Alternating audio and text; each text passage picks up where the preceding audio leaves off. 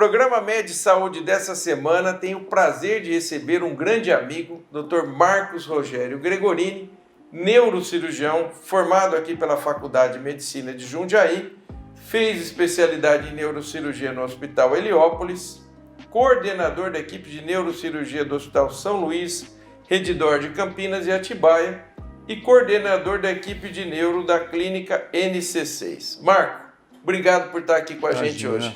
Eu que agradeço. Vamos conversar sobre um tema muito interessante. O Marco é um amigo já de muito tempo. Vamos falar um pouco sobre traumatismo crânioencefálico. Cada vez mais a gente tem traumatismos crânioencefálicos e eu já queria de saída te perguntar o seguinte: o que é o traumatismo crânioencefálico, ou conhecido como TCE? Cara, o próprio nome diz, né? Traumatismo crânioencefálico, quer dizer, é qualquer impacto aí em região do crânio. Mas assim, qual é a importância? Acidentes de carros, normalmente está envolvido o trauma de crânio, idoso, que hoje é muito comum, né? A sociedade hoje está envelhecendo, quer dizer, é queda da própria altura, acidentes que a gente vê muito aí, são de motocicletas. E na pandemia o que nós vimos muito foi ciclista, né? O cara começou a ficar ocioso, né? E as primeiras voltinhas de bicicleta não tem experiência. A gente teve muito no hospital entradas desses pacientes, né? Com quedas da bike. Quedas de bike hoje, é claro, além de lesar qualquer membro, o crânio é o primeiro que vai. Por isso que a gente fala que assim, o mais importante do traumatismo craniano é a proteção da cabeça, né?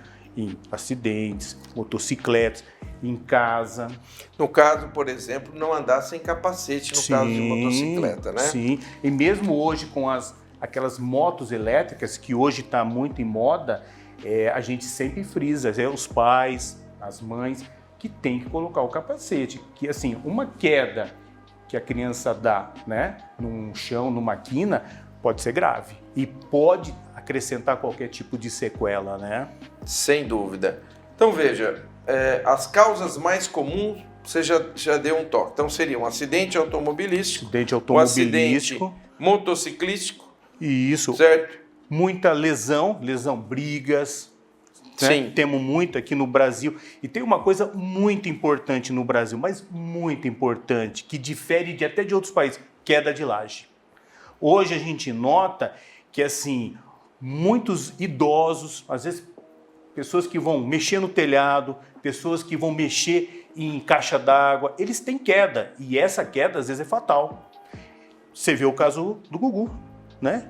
Que teve uma queda, claro que não foi no Brasil, né? É o que acontece naturalmente com essas pessoas que estão em casa e querem fazer um trabalho e não são profissionais. Porque até para você subir num telhado, você tem que ter segurança com o capacete, segurança com uma corda, porque você pode estar lá em cima e ter uma vertigem, ter um desequilíbrio e ter uma queda. Claro. No caso do idoso também a gente tem muito queda da própria altura, né, Marco? E muitas vezes o idoso já está numa situação mais suscetível, né?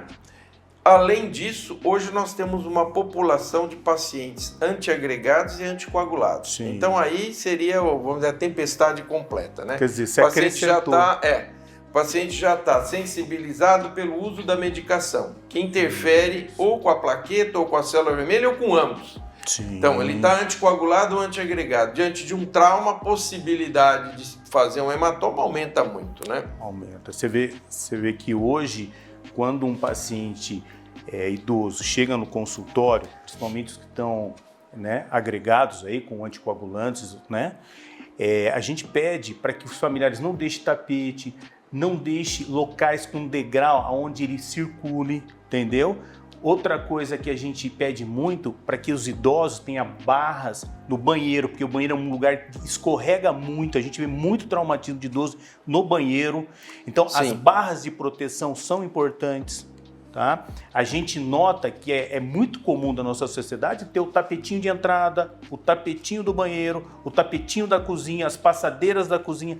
Isso pode enroscar e ele sofrer uma queda. O que a gente vê de diferente no idoso, fora esses que tomam as medicações aí, os anticoagulantes em geral? A gente nota que o idoso já tem uma atrofia cerebral e tem os espaços. Então, às vezes, ele tem uma queda e tudo bem. Só que nós temos um hematoma subdural crônico e depois nós vamos falar sobre isso. Esse espaço que tem são os hematomas que formam depois de 30, 60, 90 dias. Ou seja, é aquela veinha que está esticada, começa a pingar por causa daquela queda e às vezes ele nem lembra. Começou a passar mal, começou a não estar bem, chega no nosso pronto atendimento, a hora que você examina, você percebe que algo está errado. E às vezes ele nunca vai falar que teve a queda, porque esquece. Às vezes foi de 2 meses atrás. Exatamente. Entendeu? Ele não consegue relacionar, Não consegue. E esse tipo de hematoma hoje é muito comum no idoso. É mais comum hoje do que até os acidentes mais graves. Os acidentes mais graves nós temos muito com mais jovens, né? Motocicletas, bicicletas, quedas, né? Então, no caso nós teríamos o hematoma intraparenquimatoso, que seria dentro do cérebro.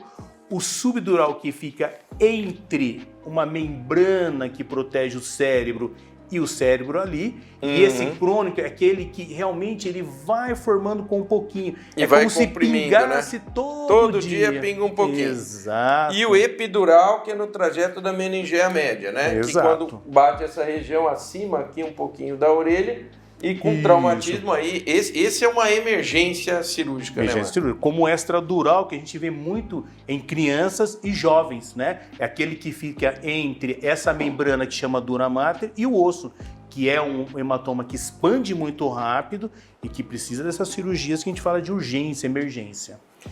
E aí, para que quem está nos ouvindo possa estar atento, quais são os principais sintomas e sinais de um TCE? Só para quem está nos ouvindo. Sintoma é o que o paciente relata.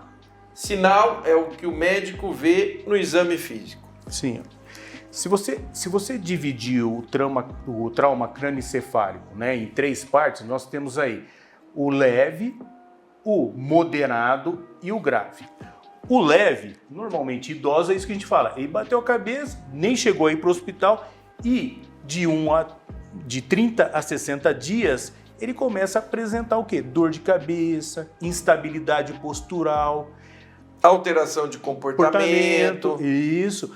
Perda motora, às vezes começa a não ter o movimento como devia ser, um movimento normal. Aí você começa a perceber um certo déficit, né, de movimento. E em alguns casos, até crise convulsiva.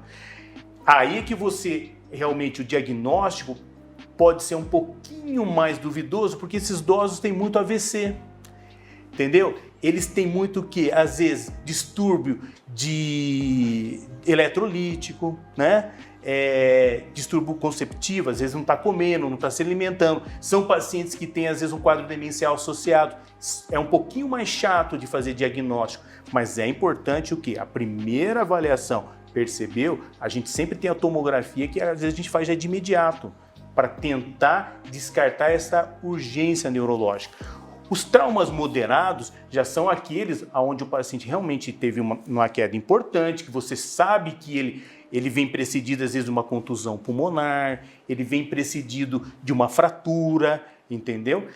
Essa é a principal via de tratamento que a gente tem que começar a perceber. Porque, às esse traumatismo não é o que vai complicar, e sim, é uma fratura que emboliza, é um trauma com uma ventilação ruim. Então, esse TCE moderado precisa ser observado até em hospitalar, tanto é que a gente tem um protocolo aí de internação de 48 a 72 horas. Certo. São aquelas hemorragias pequenas, tá? Mas que a gente tem que deixar ele em observação para ver se isso aí não vai piorar. E os mais graves são aqueles com contusões gravíssimas, lesões hemorrágicas grandes, né? São pacientes que normalmente já se direciona até para um ATLS mais completo, um ATLS mais... O que é o ATLS? É você ver a parte respiratória, a parte circulatória, a parte de outras fraturas em outras regiões. Aí esse já vai para UTI direto. E muitas vezes já para cirurgia, né? E às vezes para cirurgia, exato. Tanto é que a gente já tem um protocolo justamente para fazer esse direcionamento. Tá. Muito bem. E aí, você estava falando da tomografia. A tomografia é o principal exame, né, Marco? Porque Sim. o que a gente vê ainda não, eu fui no pronto-socorro, fiz um raio-x, não deu nada. Bom, mas o raio-x vai mostrar se você tiver fratura na calota craniana. Ele não vai mostrar parênquima, ele não vai mostrar cérebro, ele não vai mostrar nada. Sim. Então ele vai mostrar só a parte óssea. Então, muitas vezes a gente vê ainda pessoas solicitando somente um raio-x e liberando muitas vezes o paciente sem uma avaliação por tomografia, o que acaba sendo um erro, né? É ruim, porque o que acontece? Às vezes você vai entrar no hospital, ele pode não ter a tomografia, mas você vai avaliar, primeiro, foi o que a gente falou, pelo tipo de trauma. Segundo, se você faz um raio-x, você fala assim, não é importante, se ele não tem uma outra possibilidade, pelo raio-x você vai definir se isso tem uma fratura. Se tem uma fratura, a gente já viu que o trauma... mas ele não é suficiente, né? A gente viu que o trauma é importante. Se o trauma é importante e você não tem condições ali, aí você faz a transferência para um hospital de um suporte maior, onde você tem que fazer uma tomografia para fazer o diagnóstico. Fez o diagnóstico, aí você vai tomar conduta de acordo com o que tem naquele exame, entendeu? Então, às vezes, você fala assim, não pede o raio-x? Eu acho que se você tem um hospital com um padrão onde você tem todos os exames na mão, você realmente direciona direto para a tomografia, sim, fazendo a avaliação de entrada, né? Eu pergunto para você, Marco, qual o papel da ressonância nessa avaliação? Mas essa pergunta o Marco não vai responder agora.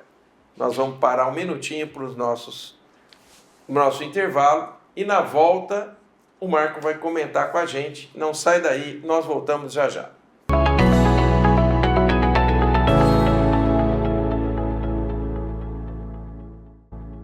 Olá, estamos de volta com o Dr. Marcos Rogério Gregorini, nosso convidado do Med Saúde, falando sobre traumatismo crânioencefálico. Se você está chegando agora, o Dr. Marcos já falou sobre os tipos de TCE, sinais, sintomas, e agora, no final do primeiro bloco, eu fiz uma pergunta. Nós estávamos falando de tomografia. Tomografia é um exame importante, talvez o mais importante para a avaliação. Qual o papel da ressonância na avaliação do traumatismo crânioencefálico? Olha, a gente vai dar um exemplo de um paciente que teve um traumatismo craniano importante, onde a gente viu que ele entrou em coma, ou seja, a gente fala rebaixamento do nível de consciência, que no primeiro exame, como a gente tinha dito no outro bloco, né, a tomografia, você não acha nada muito importante, tá? E assim, depois que você fez todo o TLS, depois que você estabilizou esse paciente, que você sabe que ele está, a gente sempre vê o nível de consciência, tem uma escala que é muito comum para nós, que é a escala de Glasgow, tá? É uma pontuação que nós vamos dar para esse paciente, aonde a gente difere aí entre, que a gente já tinha falado, do TCE leve até o grave. Então, às vezes esse paciente entrou com uma tomografia que não me mostra muita coisa. E aí nós temos uma patologia que a gente fala muito, né, que é a lesão axonal difusa, que às vezes é uma hemorragia no centro do cérebro, né, para ficar mais fácil aí, aonde é importante porque você sabe que é grave e que às vezes você consegue ver só na ressonância. Então, às vezes, para você dar uma continuidade no tratamento desse paciente, principalmente na UTI, você fala, eu vou partir para um exame mais específico, aonde a ressonância você vai ver detalhes da massa encefálica, do parênquima, né, que já cerebral. Não são tão visíveis na tomografia. Às vezes, né? na tomografia você vê alguma coisinha, mas ele não te dá o formato exato, a localização exata. A ressonância no traumatismo é importante neste ponto. Não é o exame mais comum, tá? Não é o de saída, né? Não é. O exame mais comum é a tomografia ainda, até porque, pela diferença dos dois exames, a tomografia, aquele sangramento agudo é mais perceptível. Na ressonância, não. Então, seria a de saída. E eu pergunto para você, Marco, essa tomografia que é feita na urgência, com contraste, sem contraste? Sem contraste. Sem contraste. Né? É uma tomografia que você vai ver, ou seja, a lesão aguda. Até porque a gente sabe que o contraste aí tem os seus efeitos colaterais. Sim. Né? Mas não é nem por isso. É mais porque assim, você levou, é um exame rápido, é um exame que tem que dar um diagnóstico preciso, a não ser que você tenha outras patologias junto ao traumatismo craniano. Mas falando de traumatismo craniano, é uma tomografia sem contraste, tomografou, avaliou, aí você vai partir para a conduta posterior. Tá. Os diferentes tipos de traumatismo crânioencefálico. Nós já comentamos sobre isso, né? Já falamos dos acidentes e tal. E a gravidade? Como é que assim, você chegou na sala de emergência, geralmente esse paciente ele é visto pelo médico plantonista, que muitas vezes não é da área de neuro. Sim. Então, quando você vai, quais são o que você vê como detalhes que já te permitem diferenciar de um TCE de moderado para grave? Porque o leve ele nem vai te chamar, obviamente. Ele não vai chamar um neurocirurgião para ver um TCE leve. Qual é a linha de corte que você tem para dizer esse TCE aqui é moderado, esse aqui já entra no grave? Claro, sem pegar os extremos. O cara está entubado, inconsciente, é evidente ele teve um TCE grave. Qual é a linha de corte para dizer, olha, ele passou de moderado? Como eu estava dizendo, a gente tem uma escala que é muito comum, é a escala de Glasgow, tá? Essa escala, a gente fala que, assim, abaixo de uma pontuação 8, que vai de 3 a 15, aí já é grave. Isso é a primeira avaliação. Mas batendo o olho, vamos dizer assim, até para os familiares, é o rebaixamento, é o nível de consciência onde o paciente está entrando, que a gente chama de coma, né? Ou seja, ele não tem uma resposta verbal, você chama e ele não consegue te responder. Outro detalhe que é muito importante é saber a condição do trauma, porque assim, só de você saber a condição do trauma, você já começa a antecipar algumas coisas no seu atendimento. Mas o primordial, assim, que a gente fala que você já observa é o nível de consciência. Então, se essa escala a gente pontuou, ela teve abaixo de 8, a gente sabe que ali já é uma lesão mais importante, uma lesão mais grave. Tá, então Glasgow é a escala de coma, né? Escala de coma. Escala de coma. E para que a gente possa ter uma ideia, então, de 8 para baixo, já podemos considerar. Outra coisa que me chama muito a atenção, Marco, é que hoje nós temos muitos esportes de contato, muita luta. Sim. Né? Com golpes, que muitas vezes o cara perde a consciência no momento que ele toma aquele golpe. Né? Ele sofre aquela concussão cerebral e de repente o cara apaga. Sim. Esse é outro tipo de trauma importante, né? Porque assim, a aceleração e desaceleração, né, do crânio, ou seja, ele tomou um impacto, ele foi e voltou, essa aceleração e desaceleração, você pode ter lesão vascular, às vezes é pequena, mas é importante, você pode ter lesão celular, que a gente chama do edema em si, e a gente pode ter as lesões mais importantes, que são as hemorrágicas mesmo. Às vezes você vê microhemorragias em várias regiões do cérebro. Tanto é que a gente sabe, aí foi feito um trabalho nos lutadores de boxe, né, anteriormente, que eles evoluem ao longo, né, da vida com Parkinson, né, por morte celular aí nas lutas, demência, alterações de comportamento, importante justamente por essas lesões, que é onde você falou, esses lutadores. Quando ocorre isso, você vê que no futebol mesmo, cabeceou, cabeça, para-se na hora. Se ele não tiver a consciência restabelecida em poucos minutos, ele é já retirado ou da arena, né, vamos dizer assim, luta, ou do campo, justamente pela importância que tem em ele continuar ali e a gravidade que pode ter. Quais os primeiros socorros a serem prestados para um paciente com traumatismo crânioencefálico? Olha, Volpe, você sabe que lá atrás, desde que a gente vai aprendendo, a primeira coisa são vias aéreas, né? A gente sabe que Claro. é importante você ter, primeiro, as vias aéreas, porque assim, se você não tiver uma via aérea, o cara não estiver respirando, você não tem a proteção do cérebro, né? Você não tem a oxigenação do cérebro. Então é vias aéreas. Ver se de repente você tem alguma hemorragia em algum outro canto, não adianta eu me basear aqui sem realmente diagnosticar que está tudo bem lá embaixo. A hora que eu vou para a parte neurológica, aí que a gente tem que ter a via aérea com uma boa oxigenação, a gente não tem nenhuma hemorragia em nenhum outro local, porque se a gente tiver uma hemorragia, você também não tem um fluxo importante cerebral. Claro. Entendeu? Aí que entra, aí entra a nossa parte, que assim, vamos definir o quê? Ele precisa de uma cirurgia? Não. Ele precisa de uma UTI, uma ventilação adequada? Uma ventilação adequada.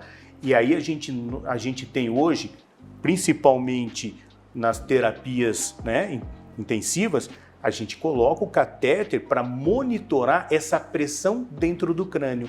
Após fazer tudo isso, todo esse check-up, né, que a gente chama de ATLS, aí que a gente leva para colocar esse eletrodo. Hoje a gente tem alguns eletrodos que eles são mais superficiais, mas o mais fidedigno é aquele que a gente coloca dentro do cérebro para medir a pressão do crânio, né?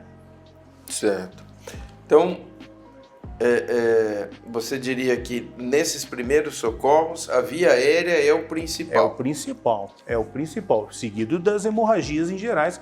Se tiver, você tem que estancar antes de você falar em tratar neurologicamente esse paciente. Eu me lembro da época que eu fiz o curso do ATLS, né, que é o curso, só pontuando para quem está nos ouvindo, o ATLS é um curso que é dado para oferecimento dos socorros nessas situações, chama-se Advanced Trauma Life Support. Isso. Muito bom. O grande problema é que muitas vezes junto com o TCE vem um trauma raquimedular. Então, a manutenção da via aérea nesse paciente é sempre uma situação, porque muitas vezes você não pode mobilizar o pescoço. Correto. Você tem que ter uma técnica própria para fazer intubação sem mobilização do pescoço. Né? Porque se você mobilizar, ele pode ter uma fratura de vértebra e seccionar a medula, ficar paraplégico, tetraplégico. Né? E a mobilização do pescoço normalmente é a mais anatômica possível, né? A gente fala que você não pode girar, você não pode hiperestender. Isso. Né? Então, a situação de manutenção de via aérea do traumatismo crânioencefálico é um capítulo à parte, né, Marcos? Sim, é o primordial. Exato. Tanto que você vê que no atendimento, uma das primeiras coisas é o colar cervical. Sim. Para que não exista na mobilização, né, não só feita pelo pessoal médico, mas pelo pessoal paramédico, às vezes até por um leigo bem intencionado, que quer ajudar, ele vai mobiliza a vítima justamente de uma maneira errada e transforma um trauma raquimedular numa lesão definitiva que pode ter consequências das mais danosas, né, Marcos? E a gente vê que, assim, quando existe um acidente, o que eles primeiro preconizam? Mantenha o paciente sem movimentar. Exatamente. Se a pessoa não tem nenhuma noção, não mexa com ela. Segure ela, deixe ela como está. Isso. Para depois, realmente, aquele que tem um pouquinho mais de experiência vai manter esse paciente numa posição anatômica até vir os paramédicos, exatamente, né? Que são socorristas, que aí eles vão treinados, colocar o colar cervical, deixar o paciente numa posição anatômica, né? Exato. E aí que eles realmente já estão vendo a parte respiratória. Isso. Por isso que, assim, a função do neurocirurgião no trauma é justamente a hora que ele chegou, tudo isso tem que estar pronto. Marco, eu quero agradecer muito a tua presença aqui. Imagina. Você viu que foi extremamente rápido o nosso programa. Estivemos aqui com o Marcos Rogério Gregorini falando sobre traumatismos crânioencefálicos, o que você precisa saber. É isso aí. Canal 25 ou 525 NET.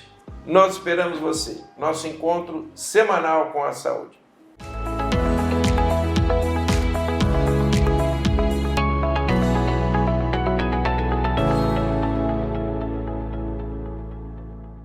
Programa Med Saúde, um oferecimento de Arte Farma, tecnologia em manipulação, MHV Cardio, cuidando bem do seu coração.